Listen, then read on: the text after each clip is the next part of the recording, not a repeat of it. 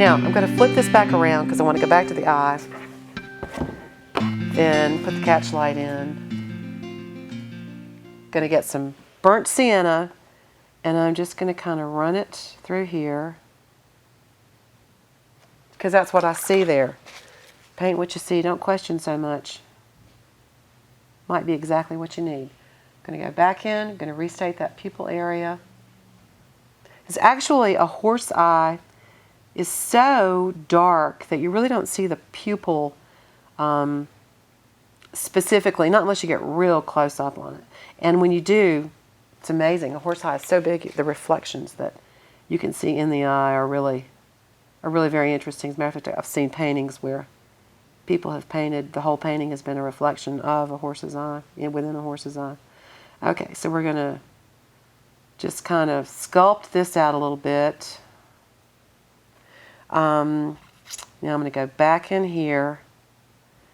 If you get the eye right, you really don't even have to worry that hard about the rest of what you're going to do, because it's the eyes are what are really going to lead people into the subject.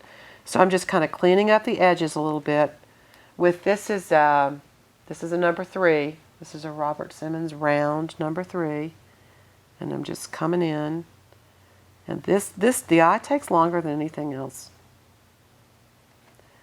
And just getting all the little folds of the skin around the eye. Going to come into this, because the skull is very pronounced right in here. And it's just, the eye moves all over the place. So we're just going to kind of indicate all that. And these little places down here. And it's kind of like what would be a bag under our eyes, but doesn't appear as so with a horse. Right under here. Okay. Now I'm going to come right here to this. This is where the skull kind of comes around the eye. I paint it in and then I soften it. Paint your lines and then soften it. You want some lines to be very clear and very crisp, and some to kind of fade in. Now I'm just going to go here to my titanium white and just stick a catch light in there. Let's see. So we've got our light. Actually, the horse is the light. It's kind of backlit. So our catch light is really going to be more kind of on the bottom part. I'm just going to kind of, because there's no light shining directly in. Let's just try that and see what happens. And I'm going to go back, do a little bit more modeling around the eye. Get a little bit darker here.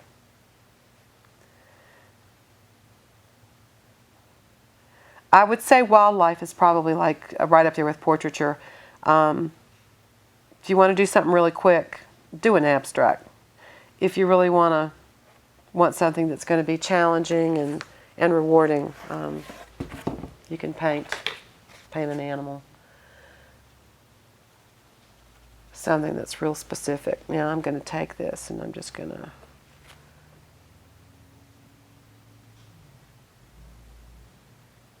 model this a little more.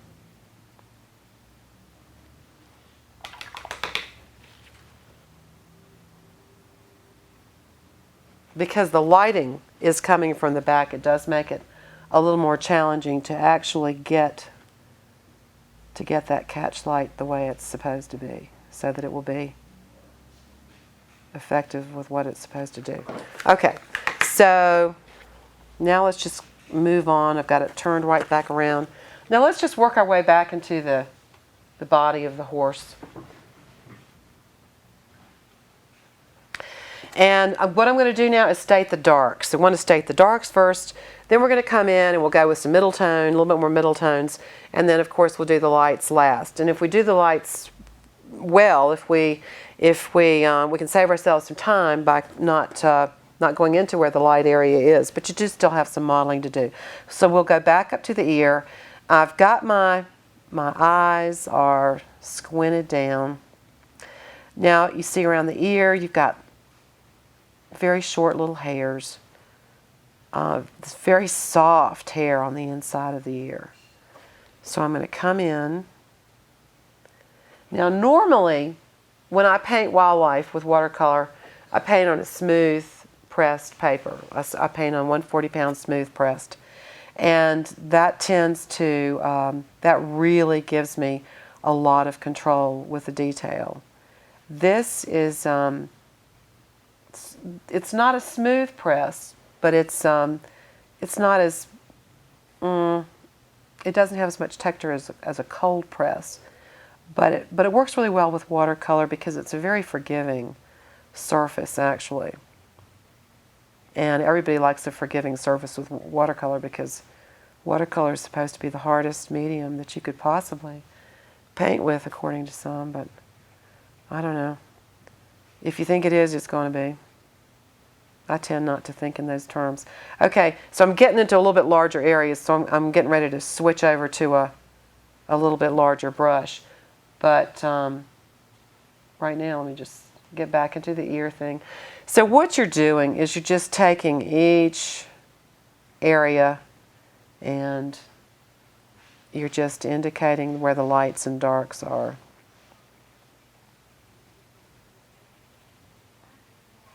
And you adjust. You make constant adjustments. That's what you do throughout the whole piece. You're always comparing. So you got a little fuzziness in the ear, and I just want the edges to show that. Now, I'm going to let that dry a little bit, then I'm going to come back in and I'm going to smooth it out. I'm also at this point going to tell you about, I like to use a little oxgall in my water because it really makes the watercolor react a little bit differently than normal. It tends to make it easier to blend and to manipulate the watercolor. Don't know exactly why. I'm not exactly sure what it comes from. Don't need to know. The name pretty much tells a lot. Okay, I'm going to go back over here to number 12. See, I'll just switch out to whatever brush I need. It doesn't matter. I don't think anybody's grading me right now. And they're not going to be grading you when you're painting either. Just enjoy the journey. Just maybe where American Journey, the name came from. I'm not sure. Okay, so I'm going back into this scatter vision mode and into the main and just painting where I see darks.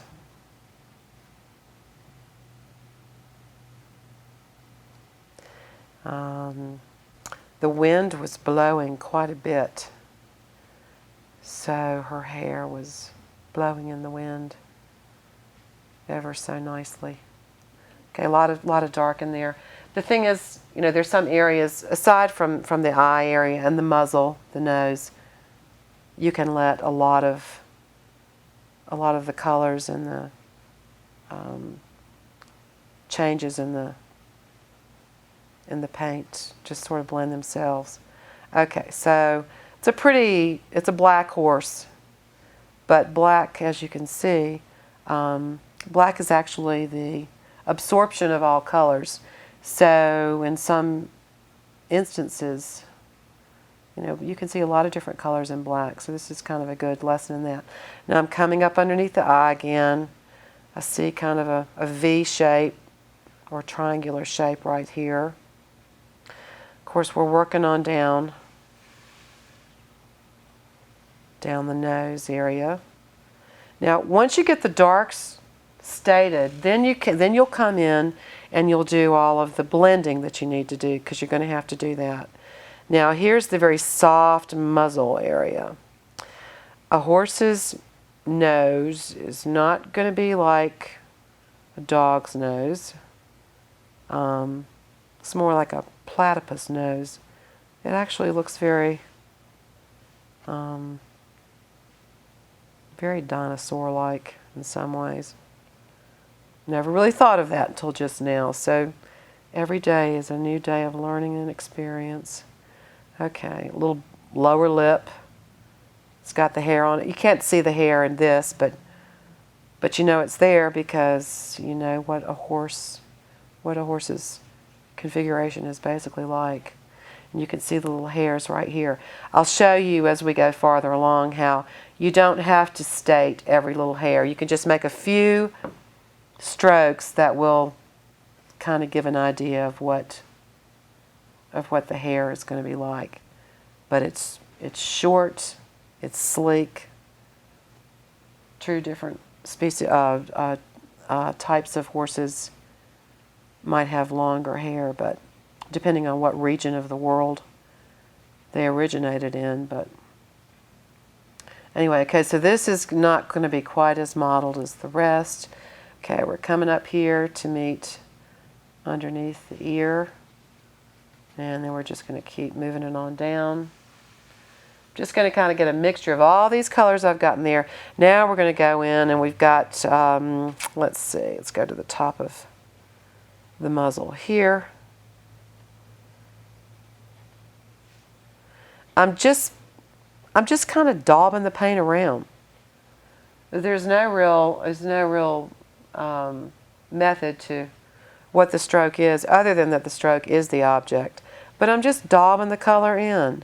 Let's see, got this shape coming up here, underneath the eye, about so. As the eye dries, it looks better. And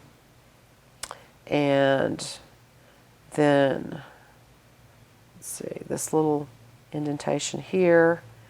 Got kind of a whole area here, but that's not quite as dark. Let me go back to my paper towel. This is going to blend really easily once I decide to do that, but it's not time to do that yet. We'll have time to work our way through the whole horse. Let's see, this is a darker area here. Ooh, and it's got kind of wrinkly little, we definitely want to have this part, because like right around the mouth is lots of little wrinkles, because the mouth is always moving. That's how they feel around in their world. Okay.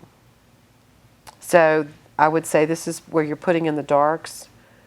The final darks will come back in after this is dry. Just want to kind of get that stated. All right, I'd say it looks like a horse. Is that pretty fair right now? And so we're just going to keep moving on. Let's see, get a little bit more of the ultramarine blue. The thing about mixing your blacks is that there's so many possibilities of colors that you can use. And whereas if you're going to use a black that's already mixed, you know, unless it's for pupils, noses, or the corners of the mouths, there's really no need to do that.